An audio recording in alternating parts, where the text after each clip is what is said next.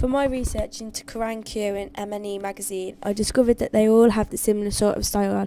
They all use dark colours with a few bright flashes here and there. I like the way the magazines have been laid out because they look fun and interesting and they attract their audience's attention. The conventions used in Kerrang magazine were central images, masthead, buzzwords, straplines, graphic features, etc.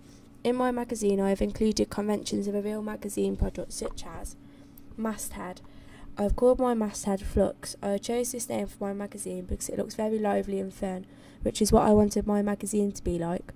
I have also used this because it is a block party song and the song is very unique, which is what I wanted to show my magazine to be like. The magazine Kerrang has a sharp sound to it, so I wanted mine to be something short and sharp, which people would recognise the name of if someone was talking about it. Central image. I placed my image across the whole of the background because it's eye-catching and this would be the first thing my target audience would see, which would make them want to read more. I slanted the picture to give it a bit of an edgy effect, which links in well with the genre of my magazine, which is indie. This also links in with the pose that the girls are doing. This makes them look rocky and exciting. In most of the Kerrang magazines, they place their images right in the centre, so I thought by doing this it would make my magazine more eye-catching, and because Kerrang is popular, maybe this would have the same effect on my magazine. Colour scheme. I use red, black, white and beige. I use these colours because they all have connotations of my genre, which is indie. The red and black especially stand out on my front page. Red is a primary colour which is eye-catching for everyone. It makes the magazine cover look bright, and this is the first colour my target audience will see, so they will want to read it.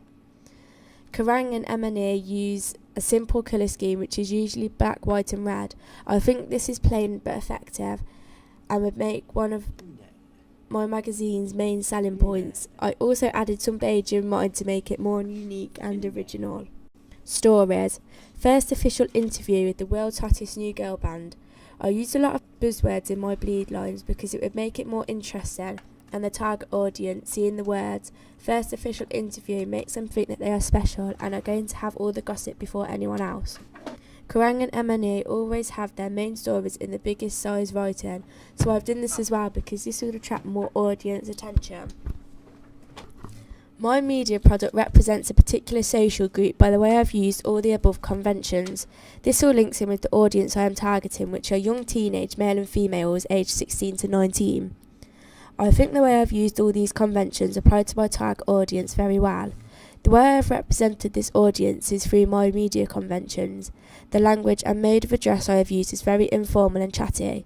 This shows it's not aimed at posh people because it doesn't use phrases like dear sir, madam. The images I have used are of all young teenage girls who are in a girl band.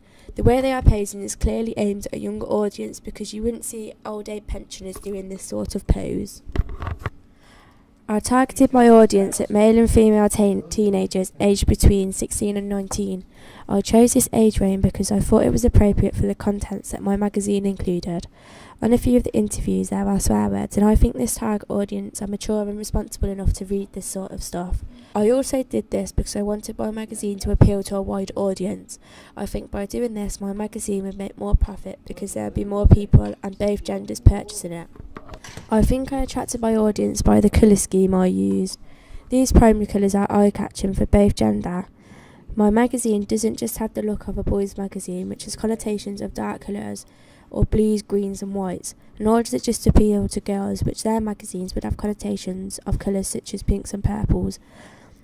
Also, I think by using the font I did, it makes the magazine look a bit edgy and exciting, which will be more eye-catching for the audience.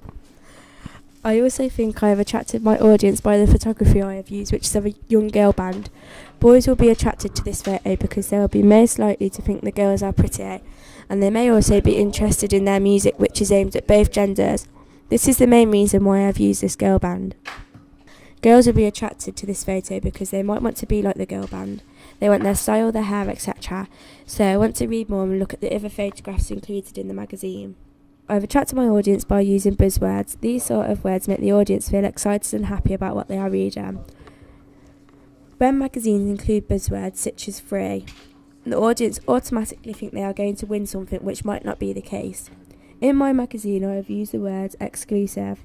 I think this makes the audience feel special and like they're the only ones who are going to see what is inside.